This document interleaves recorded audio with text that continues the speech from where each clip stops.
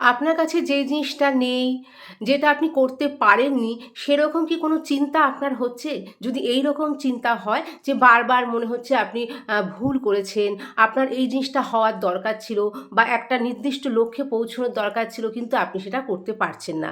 এইরকম চিন্তা যদি আপনার মনে আসে তাহলে আপনি কি করবেন? যে কাজগুলো আপনি করেছেন, আপনার যে ভালো দিনগুলো, ভালো সময়গুলো, সেইগুলোই আপনি বারবার ভাবুন।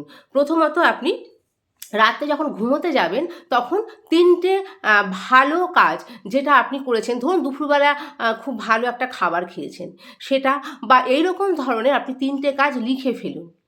আর তার জন্যে কৃতজ্ঞতা প্রকাশ করুন। যে ভালো ধরুন কোনো একটা সময় আপনি বন্ধুদের সঙ্গে গল্প করছেন, সেই সময়টা আপনার খুব আনন্দ হয়েছিল। অনেকটা আ এরকম কোথাও হচ্ছে বেড়াতে গিয়েছিলেন, এইরকম ধরনের ৩ টে আনন্দের জিনিস আপনি রাত্রেবেলা ঘুমানোর সময় লিখে ফেলুন এবং ঈশ্বরের কাছে কৃতজ্ঞতা স্বীকার করুন এবং ঈশ্বরের কাছে কৃতজ্ঞ থাকুন এই আনন্দের জন্যে। দেখবেন আস্তে, আস্তে আপনার দুঃখটা সরে যাবে আর আনন্দে থাকবেন। কৃতজ্ঞতা মনকে সুখী করে।